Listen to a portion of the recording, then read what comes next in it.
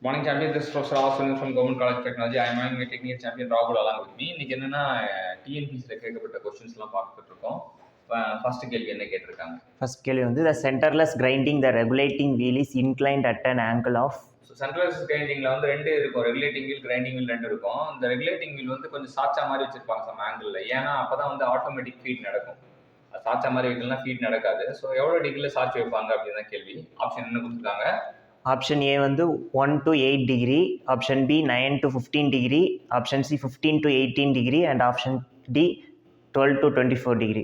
So நீங்கள் பார்த்துக்கலாம். சென்ட்ரலெஸ் அப்படின்னு பார்த்தீங்கன்னா வார்த்தை வந்து எப்படி இருக்குன்னா, சென்டர் அப்படின்னா 6 வார்த்தை, லெஸ் வந்து ஒரு 4 வார்த்தை, 10. ஸோ 10 விட கம்மியாக தான் இருக்கணும் அப்படின்றது தெரிஞ்சுக்கலாம்.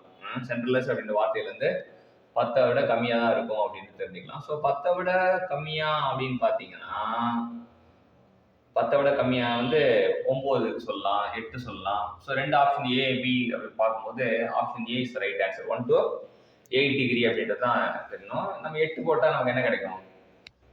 லைசன்ஸ் கிடைக்கும். 8 போட்டால் லைசன்ஸ் கிடைக்கும். ஸோ அதுவும் ஞாபகம் வச்சுக்கணும். சென்ட்ரலைஸ் அப்படின்னா வந்து லைசன்ஸ் ஞாபகம் வச்சுட்டு 8 கீழே இருக்கும் அப்படின்னு ஞாபகம் வச்சுக்கணும். 10 விட கம்மி அப்படின்னு வச்சு தட் டு 8 அப்படின்றது ஞாபகம் வச்சுக்கணும். அது 1 to 8 டிகிரின்னு கொடுத்துருக்காங்க. அடுத்தது டிஎன்பிசிஐ 2013 கேட்கப்பட்ட கேள்வி தான் பார்க்க போகிறோம். என்ன கேட்டு கொடுத்துருக்காங்க? The usual ratio for forward and return stroke in shaper is. So ஷேப்பரில் ஃபார்வர்டுக்கும் ரிட்டர்ன் ஸ்ட்ரோக்கும் உள்ள ரேஷியோ, ஃபார்வர்டு வந்து அதிகமாக இருக்கும், ரிட்டர்ன் கம்மியாக இருக்கும் டைம் வந்து பார்த்தீங்கன்னா. ஸோ என்னென்ன ஆப்ஷன் இருக்குது? 2:1, 1:2, 2:3, 3:2. ஸோ கண்டிப்பாக பியும் சியும் இருக்காது. ஏன்னா வந்து ஃபார்வர்ட் ஸ்ட்ரோக்குக்கு நம்ம வந்து கம்மியான நேரமும், ரிட்டர்ன் ஸ்ட்ரோக்குக்கு அதிகமான நேரமும் கொடுத்துருக்கோம். அப்போ பியும் சியும் கண்டிப்பாக வரவே வராது. அப்போ ஏவா டியான்னு பார்க்கும்போது D is the right answer. That is 3:2 அப்படின்றது. ஃபார்வர்டுக்கு 3 டைம்ஸ் டைம் தேவைப்பட்டால் ரிட்டர்னுக்கு 2 மடங்கு டைம்லேயே வந்து ரிட்டர்ன் ஆகிடும் அப்படின்னு சொல்கிறாங்க. அடுத்தது டிஎன்பிசிஐ 2017 கேட்கப்பட்ட கேள்வி. என்ன கேள்வினா, A grinding wheel of 150 mm diameter is rotating at 3000 rpm. The grinding speed is. பார்த்தவொன்னே கேள்வி பார்த்தோம்னா கிரைண்டிங் வீல டயமீட்டர் கொடுத்துருக்காங்க, ஆர்பிஎம் கொடுத்துருக்காங்க அப்படின்னு சொல்லிட்டு கொஞ்சம் நமக்கு யோசிக்க தோணும். ஆனால் வந்து இது ஒன்றும் வந்து சிம்பிள் ஃபார்முலா தான், πdn/60 ஃபார்முலா தான்.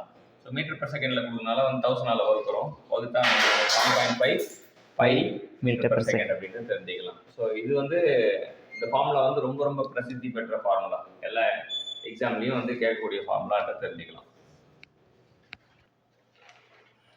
அடுத்த கேள்வி என்ன கேட்டிருக்காங்க? Which of the following is fastest method of cutting gear? So இது வந்து டிஎன்பிஎஸ்சி இதில் வந்து 2013 கேட்கப்பட்டதுன்னா ஃபாஸ்டஸ்ட் மெத்தட் கேட்குறாங்க. எது ஃபாஸ்ட் அப்படின்றது என்னென்ன ஆப்ஷன் கொடுத்துருக்காங்க? Milling, gear shaping, gear hobbing, gear burnishing. So gear furnishing கண்டிப்பாக வராது, ஏன்னா அது வந்து gear finishing operation. So gear shaping வந்து ஃபாஸ்ட்டாக வெட்ட முடியாது. ஷேப்பரில் வந்து ஃபாஸ்ட்டாக வெட்டுறதுக்கான வாய்ப்பு இல்லை. மில்லிங்கையும் வந்து கொஞ்சம் ஓரளவுக்கு தான் பண்ண முடியும். ஆனால் ஆபிங் வந்து ஒரே டைமில் வந்து நிறைய கட் எடுக்கிறதுனால, ஆபிங் கட்டர் வச்சுருந்தது அது வந்து ஃபாஸ்டஸ்ட் மெத்தட் அப்படின்னு எடுத்துக்கலாம்.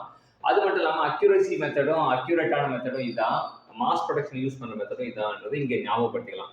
இப்போ ஒரு கேள்வி படிக்கும்போது அந்த தொடர்புடைய மற்ற விஷயங்களும் ஞாபகப்படுத்திக்கிறது அந்த கேள்விக்கு வந்து இன்னும் கொஞ்சம் உறுதுணையாக இருக்கும். ஸோ வந்து ஃபாஸ்டஸ்ட் மெத்தட், அக்யூரேட் மெத்தட், அதுக்கப்புறம் வந்து மாஸ் ப்ரொடக்ஷன் அப்படின்றது தான் வந்து கியர் ஆபிங்கோட சிறப்பம்சம். அடுத்தது டிஎன்பிசி 2015 கேட்கப்பட்ட கேள்வி. என்ன கேட்டிருக்காங்க? The gear is manufactured on generating principle in. So வந்து ஃபார்மிங் பிரின்சிபிள், ஜென்ரேட்டிங் பிரின்சிபிள் சொல்லிட்டு ரெண்டு இருக்குது. ஃபார்மிங், கியர் ஃபார்மிங் வரும்போது கியர் ஃபார்மிங், மில்லிங், அப்புறம் ப்ரோச்சிங் எல்லாமே வந்து அந்த அந்த ஃபார்மிங் இதில் தான் வரும். ஜென்ரேட்டிங்னா ஆபிங் தான் வந்து ஜென்ரேட்டிங் அப்படின்றது தெரியும். ஜென்ரேட்டிங் பிரின்சிபிள் பயன்படுத்தி கியர் தயாரிக்கிறது ஆபிங் தான். ஸோ ஆபிங்னா fastest method, accurate method, mass production to generating principle அப்படின்றது ஞாபகம். அடுத்த டிஎன்பிசிஐ 2013 கேட்கப்பட்ட கேள்வி. என்ன கேட்டிருக்காங்க? In which operation on a workpiece on lathe the spindle speed is least? Spindle speed குறைவாக இருக்கிற ஆப்ரேஷன் எதுன்னு கேட்குறாங்க. என்னென்ன ஆப்ரேஷன் கொடுத்துருக்காங்க? Plane tanning, taper tanning, finishing, thread cutting. இப்போ த்ரெட் கட்டிங் பண்ணும்போது மெல்ல வெட்டுவாங்க. மற்ற எல்லா ஆப்ரேஷனும் நார்மலாக தான் இருக்கும். பிளேன் டேனிங், டேப்பர் டேனிங், ஃபினிஷிங்லாம் அதே இதுதான். ஸ்பிண்டில் ஸ்பீட் கொஞ்சம் அதிகமாக தான் இருக்கும். ஆனால் த்ரெட் கட்டிங்க்கு ரொம்ப ஸ்லோவாக இருக்கும் அதனால அதை கேட்குறாங்க. டிஎன்பிசி 2013 கேட்கப்பட்ட கேள்வி. Which of the following machines does not require quick return mechanism? Quick return மெக்கானிசம்ன்றது ரொம்ப ரொம்ப சூப்பரான விஷயம். ஃபார்வர்ட் ஸ்ட்ரோக்கில் வந்து ஸ்லோவாக போயிட்டு ரிட்டர்ன் ஸ்ட்ரோக்கில் வேகமாக வரதுக்கு பண்ணால் குயிக் ரிட்டர்ன் மெக்கானிசம். இது எந்த மிஷினில் யூஸ் பண்ணாங்கன்னா ஷேப்பர், பிளானர்ஸ், ராட்டர் 3க்குமே யூஸ் பண்ணுவாங்க. ஆனால் ப்ரோச்சிங்கில் யூஸ் பண்ண மாட்டாங்க அப்படின்னு தெரிஞ்சுக்கலாம். அடுத்த டிஎன்பிசி 2017 கேட்கப்பட்ட கேள்வி. Hacksaw blade cuts on the ஆக்ஸா எப்போ வெட்டும், எந்த மாதிரி இதில் வெட்டும் அப்படின்னு கேட்குறாங்க. ஃபார்வர்ட் ஸ்ட்ரோக்கா, ரிட்டர்ன் ஸ்ட்ரோக்கா, போத் ஃபார்வர்ட் அண்ட் ரிட்டர்ன் ஸ்ட்ரோக்கா, நன் ஆஃப் த அபவ் அப்படின்னு பார்த்தீங்கன்னா இதுக்கு ஆன்சர் வந்து ஃபார்வர்ட் ஸ்ட்ரோக் அப்படின்றது தான் நம்ம தெரிஞ்சுக்க வேண்டியது. ஸோ இன்னைக்கு some of the important questions இந்த டிஎன்பிசியில் கேட்கப்பட்ட கேள்வி எல்லாம் நம்ம பார்த்தோம். நமக்கு இந்த கேள்வியெல்லாம் கற்றுக் கொடுத்த ராகுலுக்கு தேங்க்யூ.